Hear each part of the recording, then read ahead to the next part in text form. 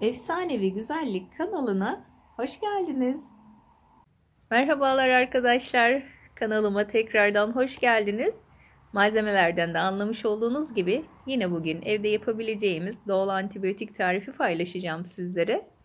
Bu muhteşem karışım yine soğuk algınlığı, grip, balgam, üst solunum yolu enfeksiyonu, bir türlü geçmeyen kuru öksürük, boğaz ağrısına iyi geldiği gibi bağışıklık sistemimizi de güçlendirecek tarif bu.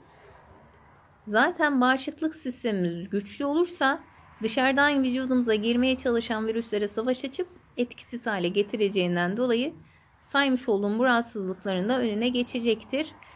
İlaç kullanmak yerine evde yapıp uygulayabileceğiniz bu tarz doğal antibiyotikleri kullanmanızı tavsiye ederim arkadaşlar.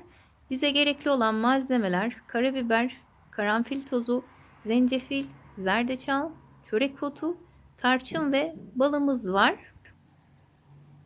4 kaşık balımı tabağıma alacağım. Bu karışımda 4 kaşık bal kullanacağız. Bu karışım vücudumuzdaki zararlı mikroorganizmaları hedef aldığı gibi antiseptik bir etki yaratarak da iyileşme sürecimizi hızlandırır. Yine güzel ve etkili bir tarif. Bir türlü geçmeyen kuru öksürükten başınız dertte ise bu tarifi mutlaka deneyin.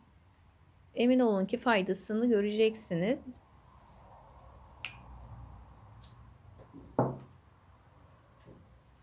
Şimdi üzerine yarım çay kaşığı karabiber,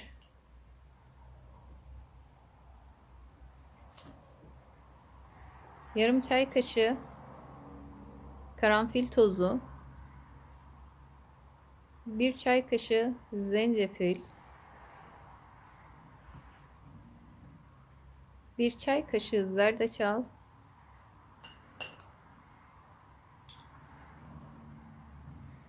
bir çay kaşığı çörek otu, yarım çay kaşığı kadar da tarçın ilave edeceğim. Bu karışımda kullandığımız malzemelerin her birinin bile ayrı ayrı o kadar çok vücudumuza faydası var ki birleştiği zaman etkisi kat kat artıyor bunların.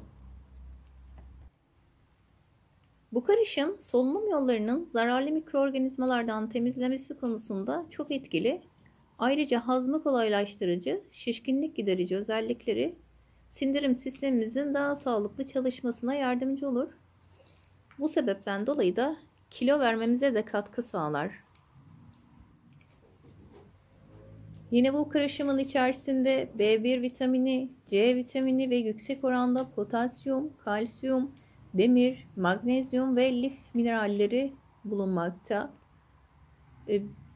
Müthiş derecede bir balgam söktürücüdür. İnatçı öksürük ve ses kısıklığını giderdiği gibi bağışıklık sistemimizi de güçlendirerek soğuk algınlığı gibi rahatsızlıklarımızın da oluşmasını önlüyor. Yani o kadar çok faydası var ki gerçekten saymakla bitmez vücudumuza olan faydaları.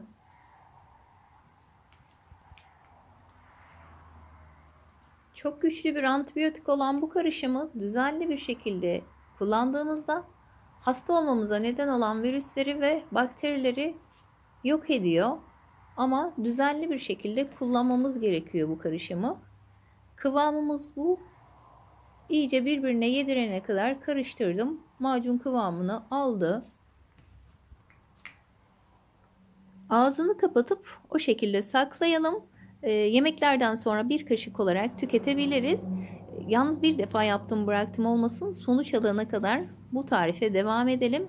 Sade yiyemiyorsanız da bir bardak ılık suyun içerisine bir kaşık karıştırıp içebilirsiniz. Bu tarz tarifleri sadece hasta olduğunuz dönemler kullanmayın. Zaman zaman yapıp kullanın.